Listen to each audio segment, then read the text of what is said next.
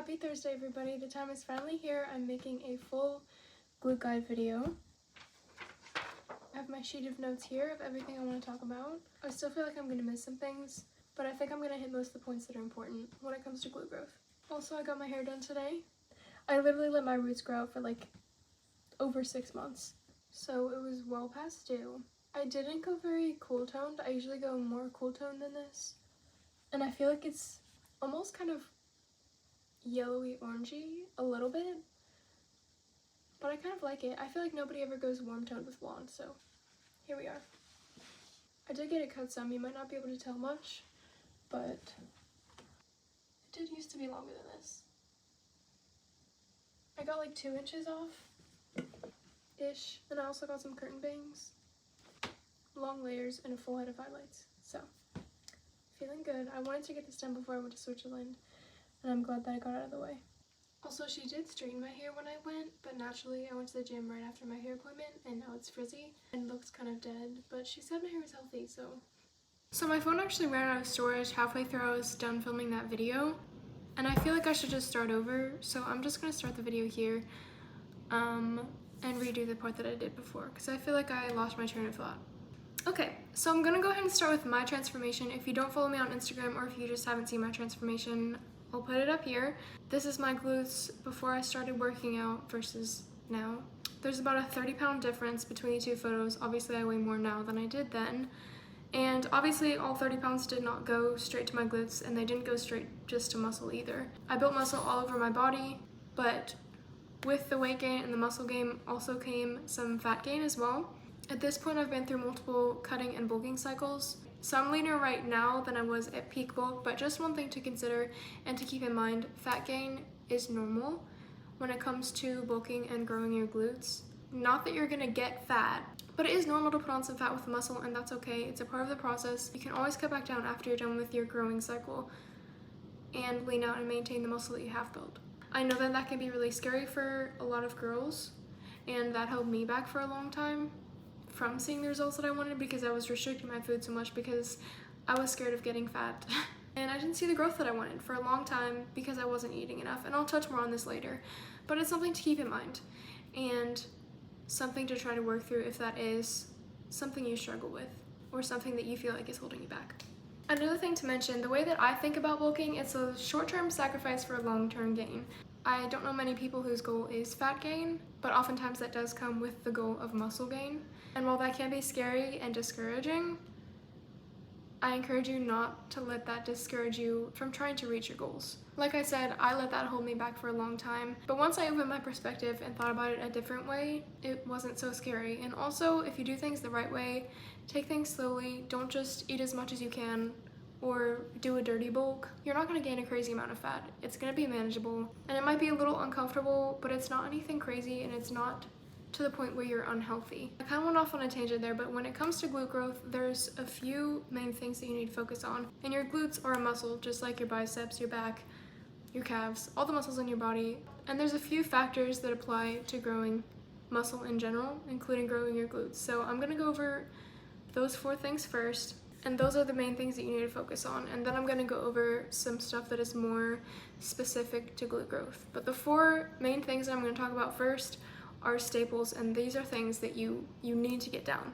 These are non-negotiables: nutrition, training, recovery, and time/consistency. And like I said, these 4 things you can apply to any other muscle as well. So we'll start with your nutrition. You need to be eating both enough calories and enough protein in order to see results. I already talked about this a little bit in my tangent, but like I said, I held myself back for a long time eating insufficient calories, expecting to see muscle growth when I wasn't even giving my body enough food to function normally. Because of that, I had a lot of other side effects, and I don't need to go into all of that, that's a whole other topic. But the point is, you need to be eating enough calories, both for your body to function normally and a little extra so that your body can put that energy towards things like muscle growth, which isn't a necessary function of your body.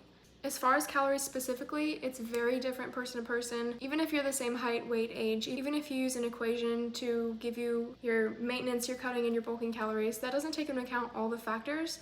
And while that can be a good starting point, just keep in mind that you may need to do a lot more trial and error to kind of figure out your body specifically, because there are things that factor into it that you really can't measure at all. Things like your NEAT, which is the main thing, your non-exercise activity thermogenesis, basically means all the things that you do that burn calories that aren't just to keep you alive, but like things like moving my hands right now, or twitching, or bouncing your leg, or all those little things that you do unconsciously but that burn calories. And that can add up to a really significant amount of calories if you are somebody that naturally moves a lot. And this does not include exercise activity. The calories that you burn during exercise are actually a pretty small percentage of your total calorie expenditure. And another big chunk of that is your basal metabolic rate, basically the amount of calories that you need to do all your basic functions.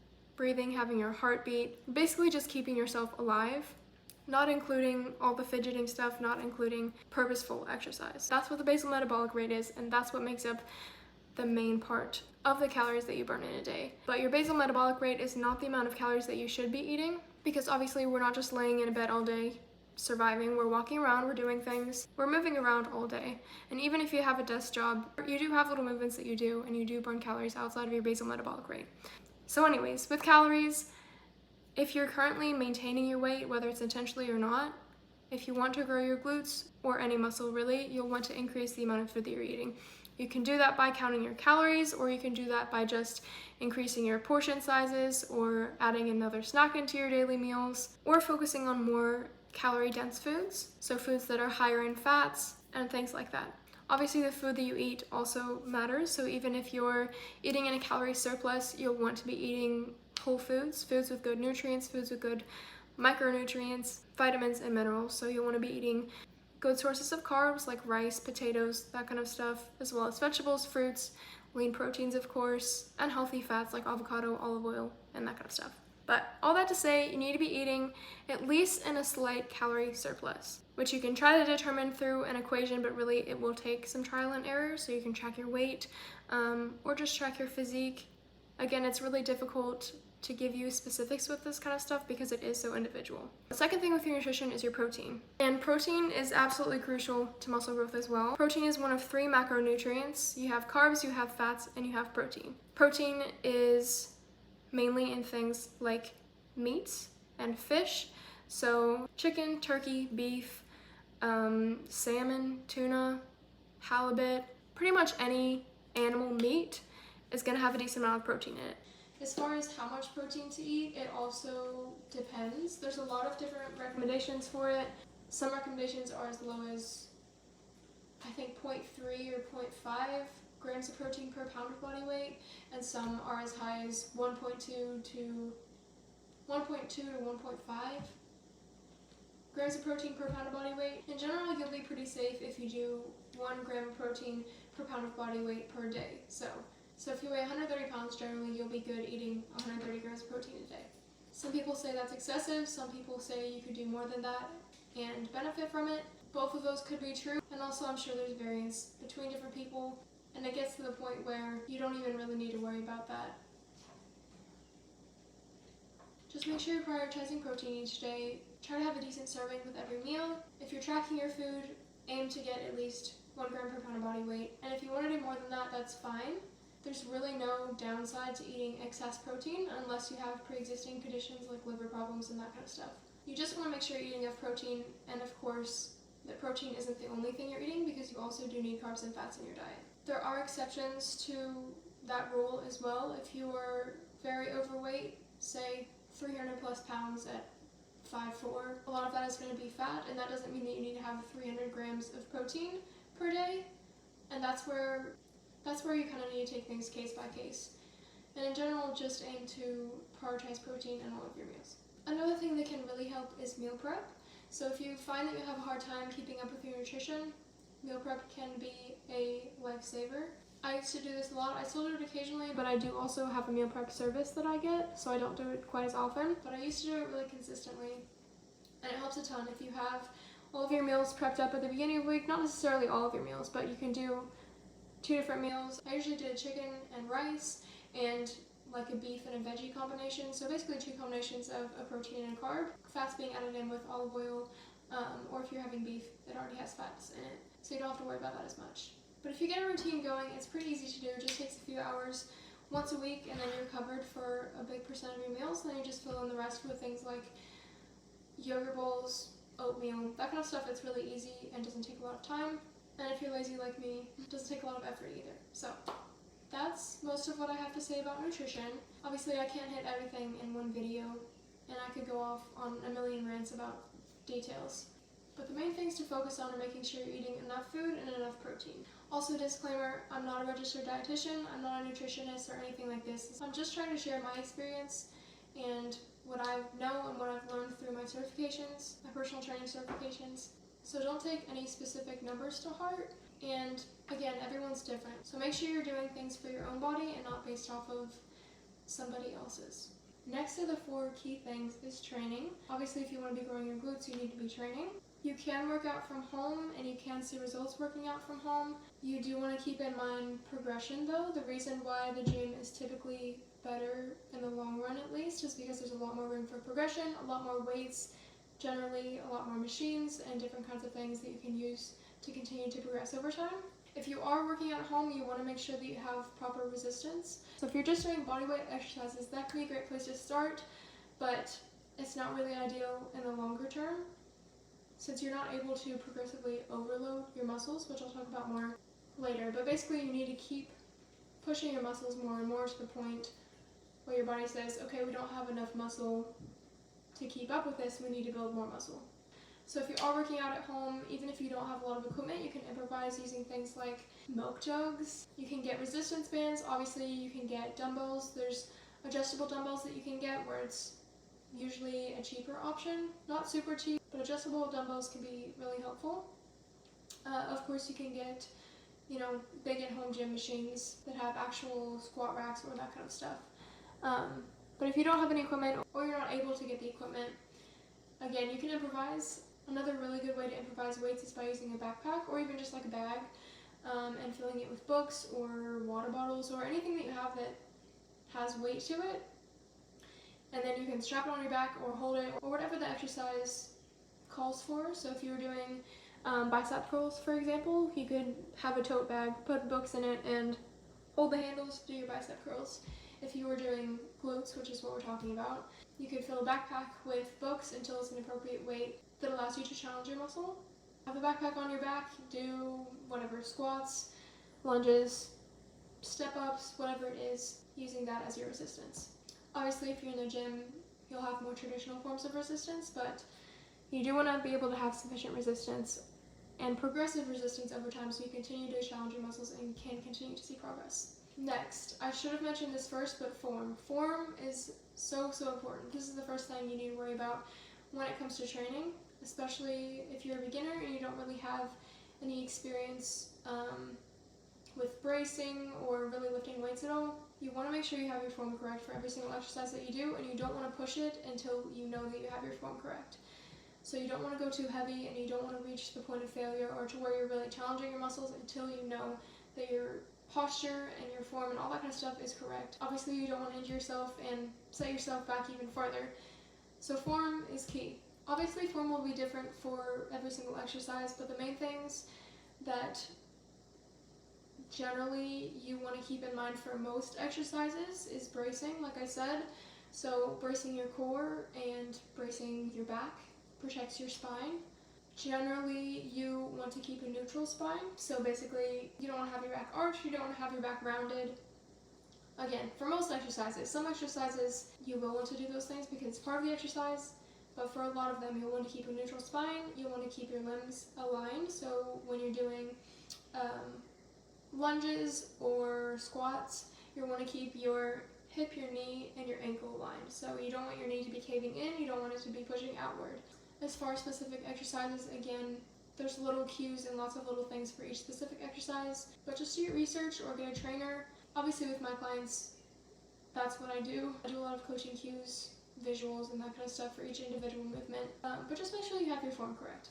Another thing when it comes to training is the tension in the muscle. So there's a few things when it comes to this, and I've learned the weight isn't always as important as the stimulation that you're getting in the muscle. Obviously, you want to be lifting heavy enough to the point where it's challenging, but I found that I can lift a lot heavier than I need to be What I mean by that is I used to do hip thrusts with more weight than I'm currently doing, but I wasn't getting the results that I wanted. I wasn't feeling the exercise in my glutes, and it wasn't really doing what I wanted it to do. I was getting stronger, I was building my strength, but what I wanted was muscle growth, and that wasn't what I was seeing. What was happening is I was going so heavy that I was starting to compensate with my quads and my back, and not really hitting the glutes like I wanted to. And so once I brought the weight down and really focused on my form, focused on the intention of the exercise, the mind-muscle connection, I started feeling the exercise in my glutes, and I started getting better results because of that. The same can be applied for different exercises. Obviously, you do want to be going heavy enough so it's challenging, again, but there is a line between working on strength and working on muscle growth. And there is a lot of overlap between those two, but if your goal is solely muscle growth, that's something to keep in mind. When I work out, right now my goal is muscle growth, so I want to be sure that I'm working specifically on that. When I do my repetitions, I do them very slowly and controlled. That's also something with your form that you'll really want to work on, is controlling the weight and making sure that the tension is in the muscle in the right place, in the place that you want it to be. Especially in certain parts of the exercise when the muscle is lengthened. So think about your glutes, I guess. I'll use your glutes because that's what we're talking about. When you're standing up straight, your glutes are in the shortened position, which basically means they're not stretched out. Your muscles can stretch, obviously, otherwise you wouldn't be able to move. But when you hinge your hips forward, so you bend over, keep your knees straight, but you hinge at the hips, your glutes are going to lengthen. So think about like doing a deadlift or an RDL. Your glutes are going to lengthen, and they're going to be at the most lengthened point at the bottom of the exercise. And so when you're at that most lengthened point, and basically on the whole way down, you're going to want to really keep it controlled then. And it's been shown that emphasizing the lengthened portion of exercises is really good for growth. So that's another thing to keep in mind when you're training. Not something you need to worry about a ton if you're just starting, but as you get more advanced, it's something to keep in mind if you start feeling like your exercises aren't hitting as hard. Also, when it comes to working out for strength versus working out for muscle building, your rep ranges matter. There's a lot of overlap between this as well, but in general, 1 to 6-ish reps is going to be more for strength, and 6 to 12 to 15, even into like 20 reps is going to be more for muscle growth, and then much above that is going to be for muscular endurance. Not saying that you can't grow muscle doing 5 rep sets, not saying you can't grow muscle doing 30 rep sets, but it's most efficient doing between that 6 to 15, 8 to 15, 8 to 12 rep range. And what I mean by that is by the time that you've hit that, whatever your rep goal is, 8 to 12 repetitions, you want to be close to the point of failure with your muscles. So basically close to the point where you can't complete another rep with good form at that weight that you're at. And this is really, really crucial for muscle growth. And I also feel like this is something that's really common that holds people back, because it is difficult to train that hard and to push yourself both mentally and physically. And I feel like a lot of it is on the mental side of things, because I remember I didn't used to push to failure, and then one day I was like, what if I just kept going? Like, what if I just kept going after I was done with my reps? And I kept going, and I realized how far away I was from that point of failure.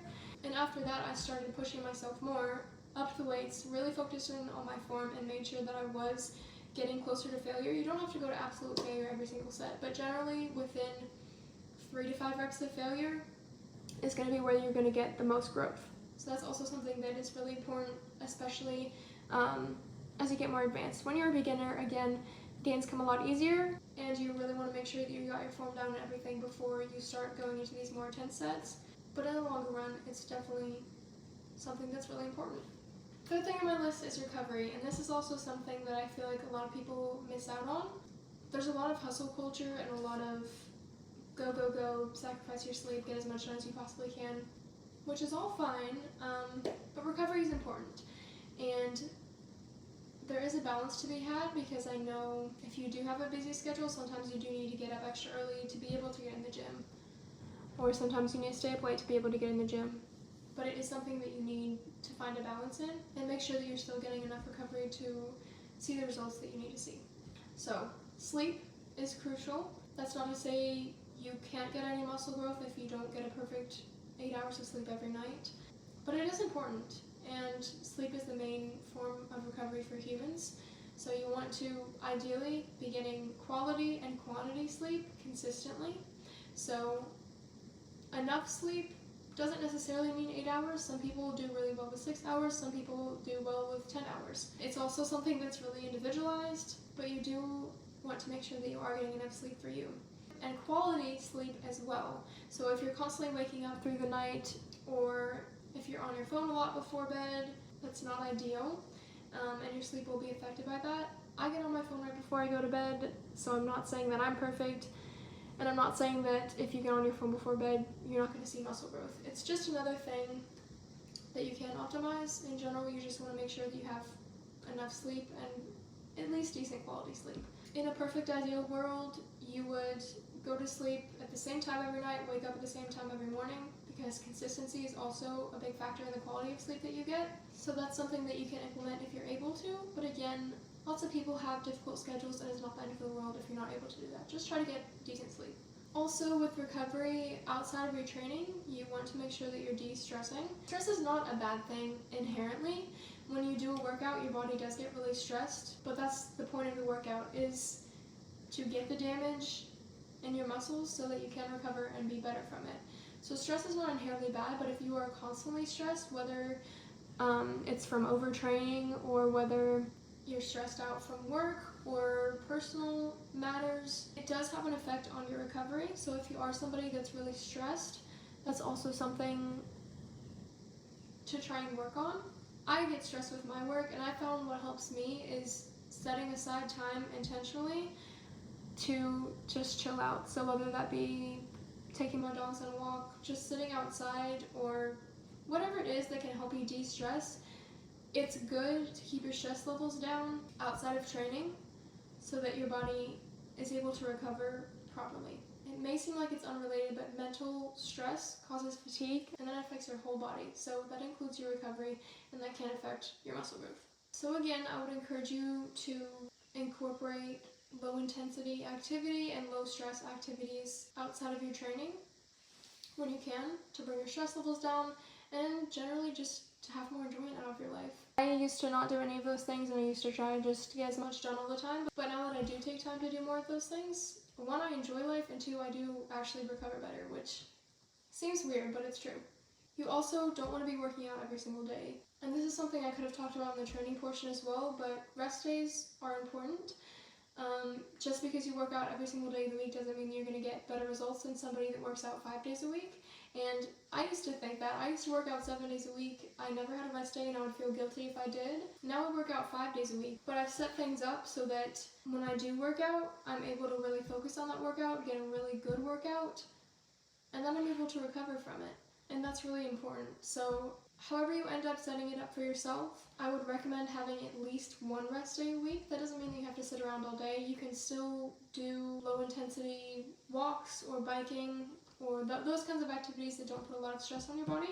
But you do want to make sure that you're resting your muscles so that they can recover. If you're just constantly hitting your muscles and doing more and more and more, you never give your body time to recover, and you start to get diminishing returns. You can actually lose muscle doing that. So you don't want to overtrain. And you also want to set up your workouts in a way that allows all of your muscles to recover. So if you only want to grow your glutes, you want to have a couple days between your workouts. But if you're also working other muscles in your body, which I assume most of you are, you can make up a workout split that divides things up so that you're not working glutes one day to the next. You're not working biceps one day to the next. And there's a lot of different ways you can do this, but just make sure that you're having enough recovery, ideally at least 1 to 2 days between each workout that hits the same muscle, if that makes sense. Last one of my 4 key things is consistency/time. Muscle growth is not a quick process, and I feel like there's still a lot of misinformation about this, especially if this is something you're just now beginning in and you're just now getting into the fitness space. A lot of mainstream media can promote unrealistic results, so growing your glutes in 2 weeks is not realistic. Muscle growth takes time, and it takes a lot of time, and I've been working out for 4 years now, consistently. I've been working out before that, didn't have a structured program. But it takes a lot of time, and I'm still not where I want to be. And especially if you're not doing everything correct from the jump, which most people don't. It takes a lot of time to learn how to do things correctly. and your body doesn't just put on muscle super easily. Genetics also does play a factor into this, and some people put on muscle much more easily in some places rather than others. That's why you hear people saying that they're quad dominant or glute dominant. And everybody has strong points and weak points in their physique, especially when it comes to bodybuilding is when you really realize that kind of stuff. But my point is, you have to be prepared for this to be a long journey. It's not going to be something that you're just going to work out for a couple months, then you'll reach your dream physique, and then you can stop. This is something that you have to maintain. Even if you do reach your dream physique, you can't just stop working out and keep the muscle. You have to keep working out to maintain the muscle. And working out to maintain the muscle is not the same as working out to build muscle. It's a lot less, can be a lot less volume, a lot less energy, and a lot less time to maintain the muscle after you've already built it. But you do still have to work out. And so this is not just something that is short term, this has to be something that's long term if you want to maintain your results, obviously. So I think that it's really important to go into this with the mindset of this is a lifestyle change. This is something that I'm going to be doing for a very long time, if not for the rest of my life. I also encourage you not to compare your progress to other people. Again, genetics does have a role in this, and that's not to say that you can't get where you want to be, but you need to have realistic goals in mind. Compare yourself to your past self, and don't compare yourself to somebody else.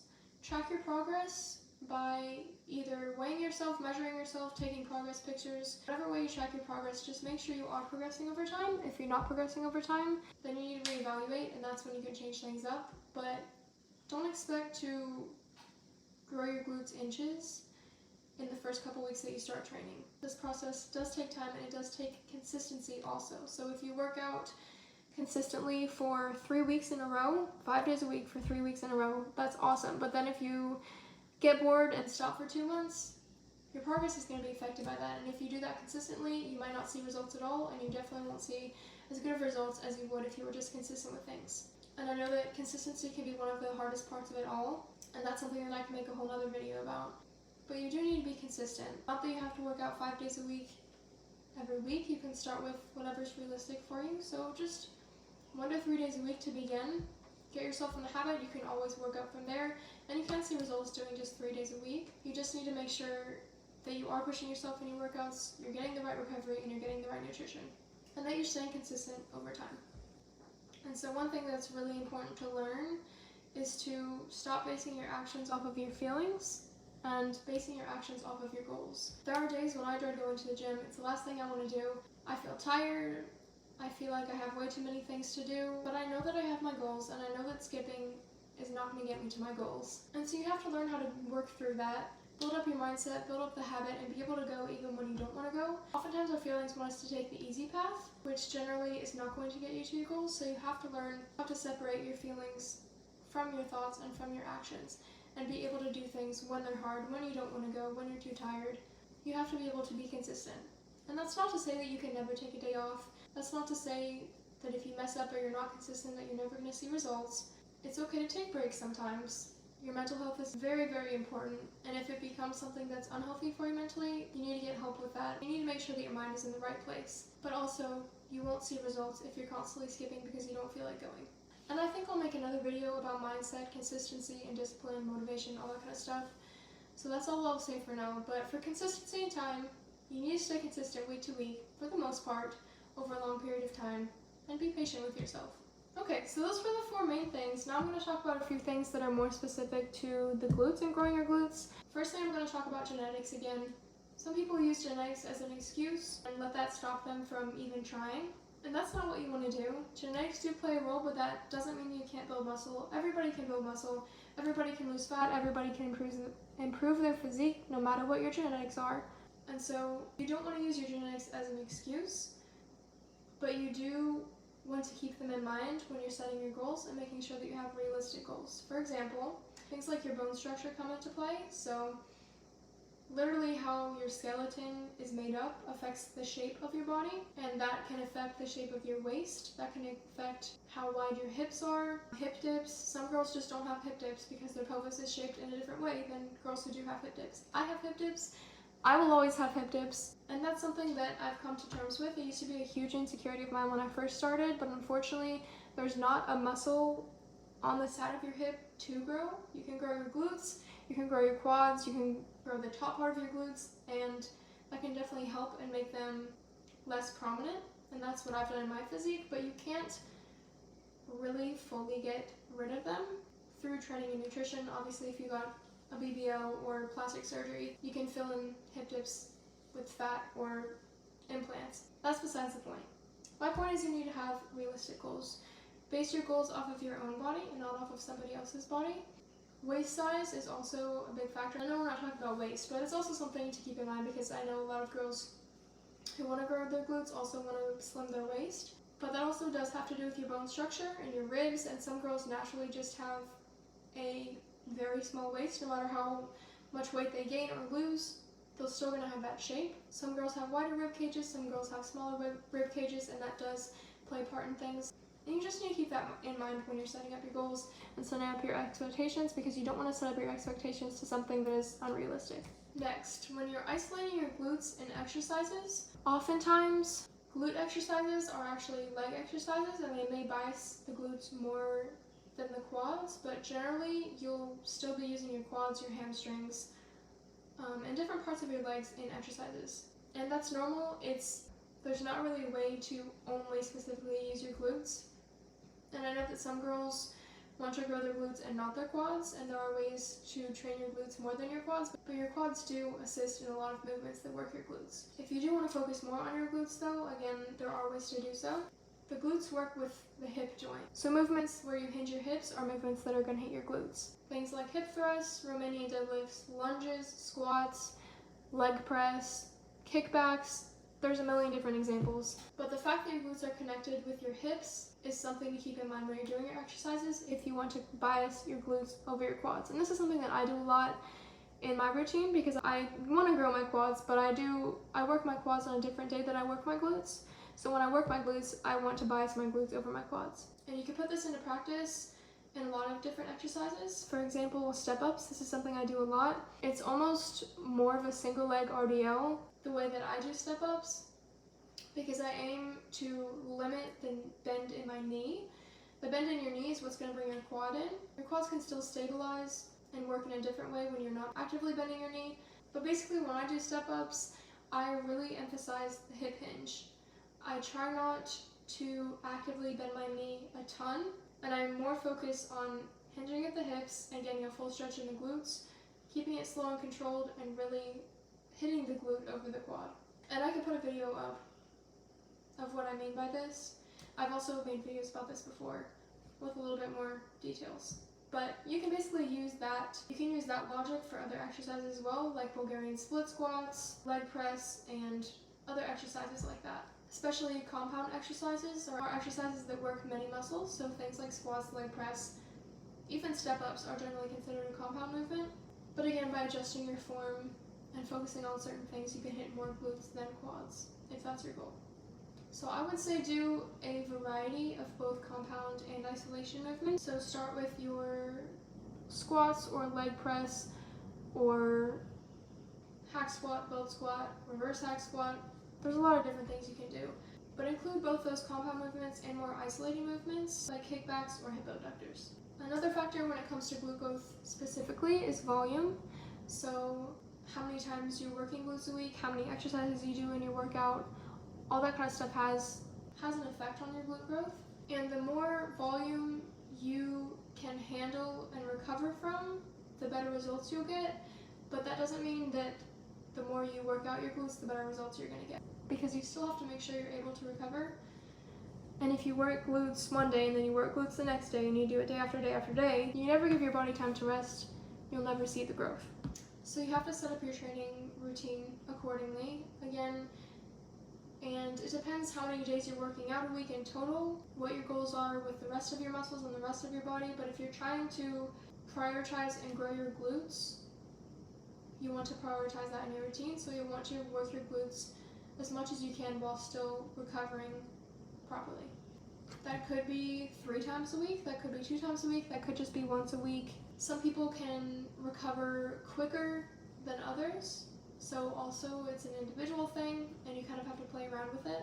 But pay attention to your body and make sure that the workouts that you do have, you're putting your all into, because if you're half-assing a workout, you're not going to get the stimulation that you need and you're not going to get the best growth. And even if you're working your glutes out 4 times a week, you're not going to get the results because you don't have the training part of it down.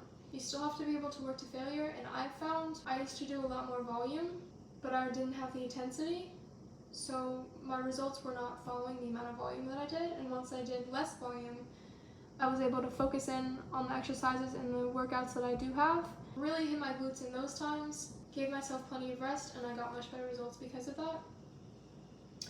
Also, volume in your specific workouts. So how many exercises, how many sets, how many repetitions you're doing plays a factor. Again, you'll want to be within 6 to 15-ish reps per set. And again, it depends on the person, how many exercises, and it depends what exercises you're doing. But usually for legs, I won't do, and I won't have my clients do, any more than 5 to 6 exercises, usually, for one specific muscle on one specific workout. But if you're a beginner, I say start small, get your form down. After you get your form down, make sure your intensity is there, then see what you can recover from. Start with just 1 day a week. You can bump it up to 2 after a couple weeks if you feel good. Then you can bump it up to 3. I would say probably don't go any more than 3 days a week working out the same muscle, especially with something like glutes, which generally takes longer to recover from rather than something like your calves. But just pay attention to your body and adjust as needed. I know that this can be pretty overwhelming. Obviously, I've went over a lot in this video, and there's a lot of things that I can't tell you exactly because there's so much individualization for it. Plus, it can just be overwhelming. There's a lot of factors that I went over, and I know if you're beginning, it can be a lot to think about. So if that is the case, I encourage you to consider getting help, whether that's just a friend that works out or whether you're getting a trainer. It can be incredibly helpful to have that support, even if it's just for a few months in the beginning to get you down on the right routine, get all your questions answered, and get you on the right track, get you in the habit of things, have somebody to hold you accountable. It can be really, really helpful to not do things on your own. I did things on my own when I started, and it turned out fine, but it took a lot of trial and error, and I definitely made a lot of mistakes along the way. So that's also something to consider if you're feeling overwhelmed, or even if you're not a beginner and you're hitting a plateau, or you just want to get to the next level. It can be really helpful to work with somebody like a trainer to help you get past that and to help you get to the next level. As you may have guessed, I am a personal trainer. I do online training, and I am accepting clients. So if that's something you're interested in, I'd be happy to help you more in depth and help you with all the individualization and the accountability and all that kind of stuff. Feel free to DM me on Instagram or do my training application. The link for that is in my bio on Instagram, and I can also put it down below. In any case, if you apply all the things that I've talked about in this video, you'll be on the right path. Just remember to be patient, have realistic expectations, and make this something that is a positive in your life and not something that tears you down. I also apologize for going off on so many rants. This video is probably going to be one of my longest that I've ever done, but I did want to make it detailed. I'm not very good at organizing my thoughts, so maybe I'll redo this video at some point in the future, more for beginners or more for advanced, because this was kind of a mix of a lot of things, but this should give you a good base of knowledge. So I hope you enjoyed. If you have any questions, you can put them in the comments, and if you're interested in training, feel free to DM me or book a call with me. I'd be happy to connect. So hope everybody has a great day, and good luck with the glute gains.